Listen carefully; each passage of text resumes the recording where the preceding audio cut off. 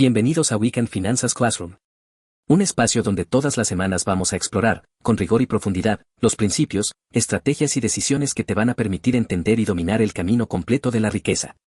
Desde cómo se genera el primer capital hasta cómo se construye un legado que trascienda generaciones. Hoy presentamos el capítulo 2 de nuestra serie. En este segundo capítulo abordaremos el primer principio de los pilares de la riqueza. La distinción operativa entre activos y pasivos. Perdón, pero ¿eso no es algo muy básico?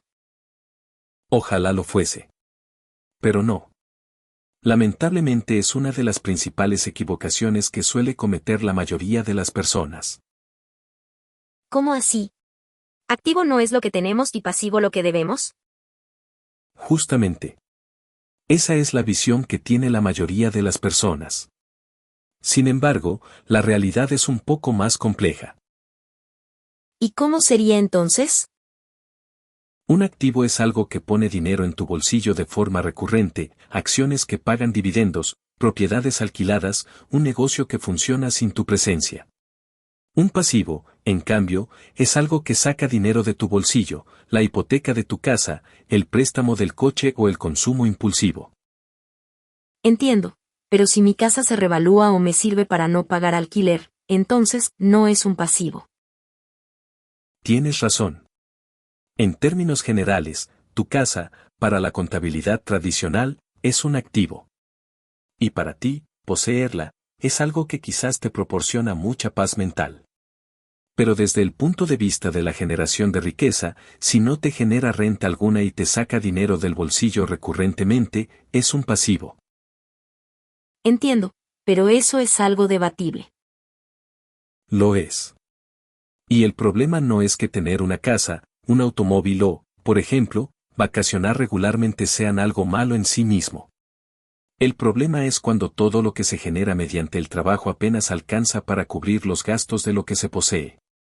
Cuando el ingreso activo, ese que depende de que uno aparezca, trabaje y cobre, es la única fuente que sostiene el estilo de vida.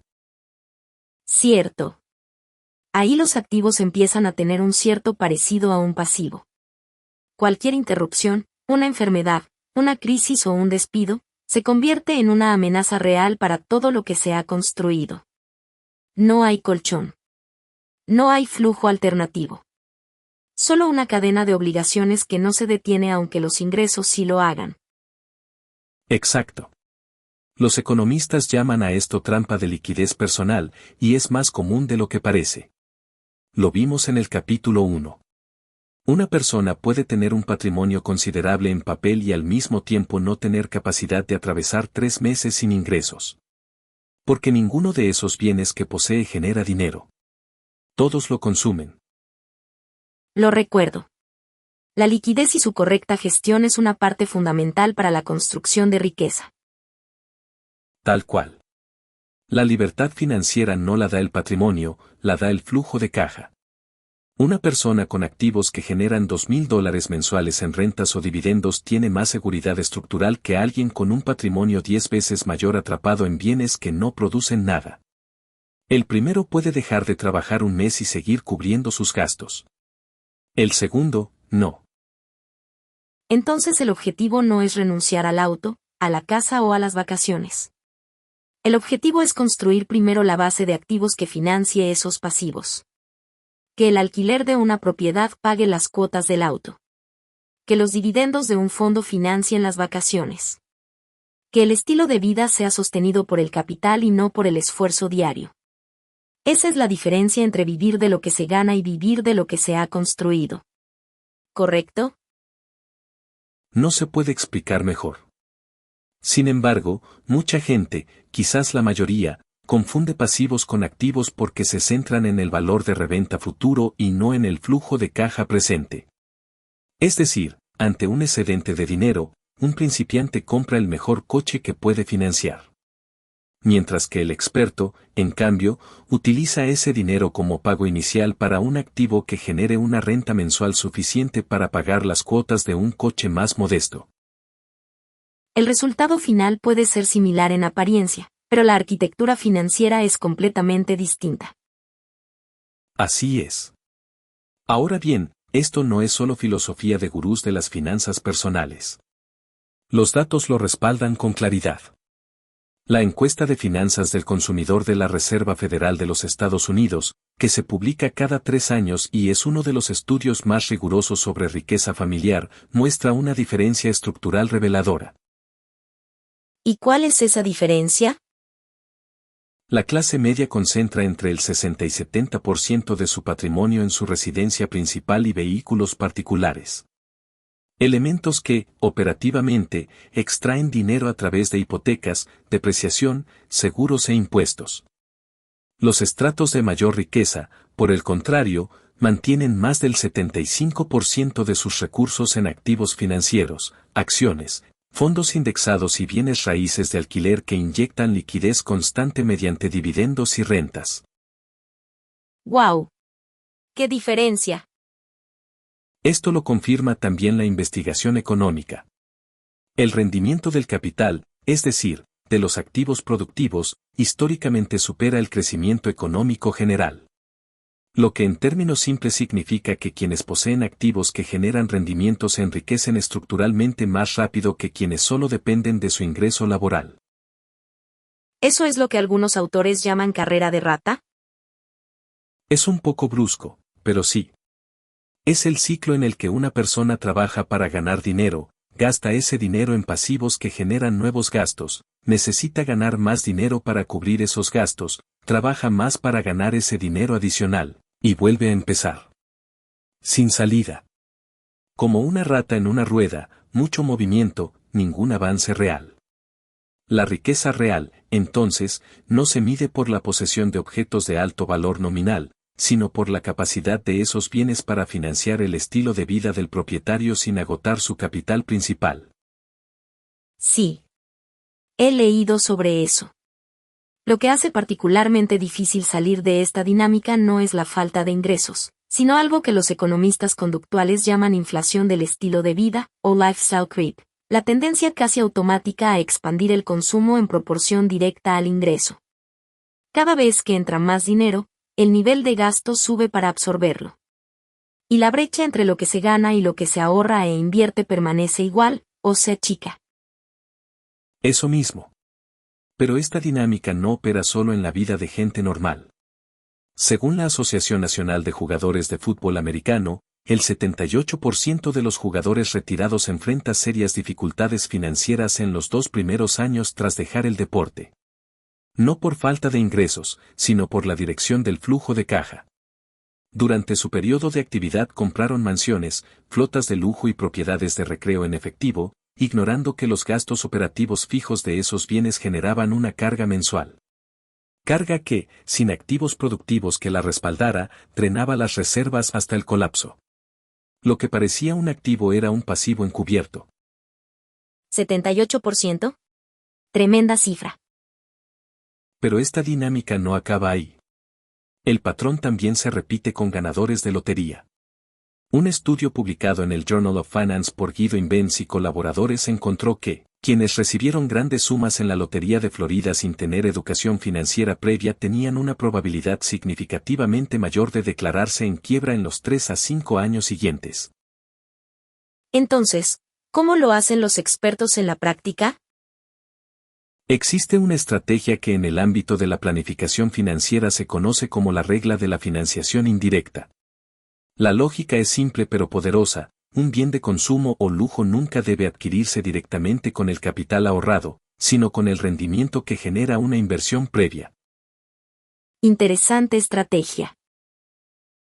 Funciona así: si tienes el capital para comprar un coche, no lo compras directamente. Colocas ese dinero en un vehículo financiero, puede ser un fondo indexado, bonos corporativos, un inmueble en alquiler, y utilizas únicamente los intereses, dividendos o rentas generadas para cubrir las cuotas del bien deseado. El capital original permanece intacto y trabajando. El pasivo se paga a sí mismo a través del flujo de caja positivo. Entender la diferencia entre activos y pasivos es una cosa. Pero aplicarla correctamente en las decisiones del día a día es otra completamente distinta. Sin dudas. Lo que encontramos al revisar la literatura sobre comportamiento financiero es que los errores de clasificación no son accidentales, son sistemáticos. Se repiten en culturas distintas, en niveles de ingreso distintos, y tienen nombres y mecanismos bien documentados. Veamos los más frecuentes. El primero es lo que los economistas conductuales llaman el efecto de dotación aplicado a los bienes personales. Fue estudiado en profundidad por el Premio Nobel de Economía Richard Thaler, y funciona así. Una vez que poseemos algo, tendemos a sobreestimar su valor. Aplicado a las finanzas personales, esto significa que la casa en la que vivimos, el auto que manejamos, la colección que acumulamos, todo eso lo percibimos como más valioso de lo que realmente es en términos de flujo de caja. Entiendo. Nos convencemos de que son activos porque los queremos, porque los usamos, porque forman parte de nuestra identidad. Pero el balance no miente. Si cada mes sale dinero por ese bien y no entra nada, es un pasivo, sin importar cuánto lo apreciemos. Eso es. Y hay un dato que ilustra esto con precisión. Según la misma encuesta de finanzas del consumidor de la Reserva Federal, el hogar promedio de clase media en Estados Unidos tiene un patrimonio neto de alrededor de $300,000. Pero más del 60% de ese valor está atrapado en la vivienda principal. Es decir, es un patrimonio que no se puede gastar, que no genera renta y que, mientras tanto, cobra impuestos, seguros y mantenimiento todos los meses. Son ricos en papel, pero pobres en flujo de caja. Empiezo a entender cada vez más la importancia de saber distinguir entre activos y pasivos. Entonces podemos avanzar con el segundo error que se comete en esta distinción. ¿Cuál es? El segundo error es más sutil y más peligroso: confundir apreciación futura con generación de renta presente. ¿Cómo es eso? Mucha gente compra propiedades, obras de arte, metales preciosos o criptomonedas argumentando que son activos porque van a valer más. Y puede que tengan razón. Pero mientras tanto, esos bienes no generan flujo de caja y en muchos casos lo consumen. Una propiedad vacía que se revaloriza igual paga impuestos. Una colección de arte igual necesita almacenamiento y seguro. El oro guardado en una caja de seguridad igual tiene un costo de custodia. ¿Y las casas? ¿Otra vez con las casas? Sí, déjame contarte algo para quienes creen que las casas son un activo. El economista Robert Shiller, también premio Nobel, demostró en su análisis histórico de precios inmobiliarios que el valor real de las viviendas en Estados Unidos, ajustado por inflación, creció apenas un 0,6% anual promedio entre 1890 y 2012. Menos que cualquier fondo indexado básico y con mucho más costo operativo. La narrativa de que los inmuebles siempre suben es, en términos reales, bastante más débil de lo que la cultura popular sugiere. Sin embargo, a falta de conocimientos en materia de negocios e inversión, son un resguardo contra la inflación. ¿O no?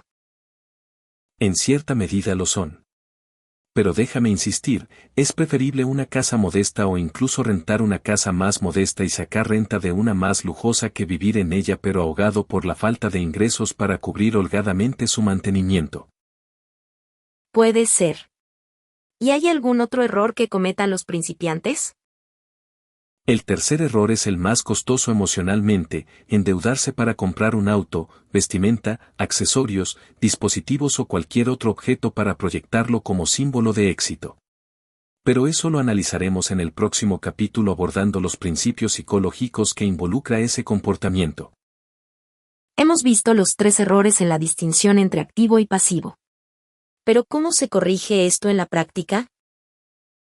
La herramienta más concreta que propone la educación financiera moderna es el balance de flujo de caja personal, un registro simple, no de lo que poseemos, sino de lo que cada bien que poseemos le hace a nuestro dinero cada mes. Y se hace así: tomas cada bien significativo que tienes, la vivienda, el auto, las inversiones, el negocio, lo que sea, y al lado de cada uno escribes 2 columnas. En una pones cuánto dinero entra gracias a ese bien. En la otra cuánto dinero sale por ese bien. Si la columna de salida supera a la de entradas, ese bien es un pasivo, sin importar cómo figure en el papel. Si la columna de entrada supera a la de salidas, ese bien es un activo. El ejercicio suele ser revelador. Y a veces, incómodo. Porque muchas personas descubren que la mayor parte de lo que consideraban su patrimonio está, en realidad, consumiendo su capacidad de ahorro mes a mes. Para finalizar, entonces, la inteligencia financiera no empieza con grandes inversiones ni con conocimientos sofisticados de mercado. Esos los aprenderemos más adelante. Empieza con esta pregunta simple, aplicada a cada decisión de compra. ¿Esto va a poner dinero en nuestro bolsillo o va a sacarlo? Esa distinción, sostenida en el tiempo, es la diferencia entre construir riqueza y simplemente aparentarla. Ni más, ni menos. Tú lo has dicho. Esto ha sido todo por esta emisión. En nuestro próximo capítulo abordaremos una serie de nociones de la psicología conductual que favorecen o desfavorecen la acumulación de riqueza. Nos despedimos hasta el próximo capítulo. Pero recuerda realizar el cuestionario al final de este video para ir midiendo cuánto estás incorporando de cada episodio. Aprender sobre dinero sin aplicarlo ni verificarlo es solo entretenimiento. Nosotros queremos que sea una herramienta real. Nos vemos pronto.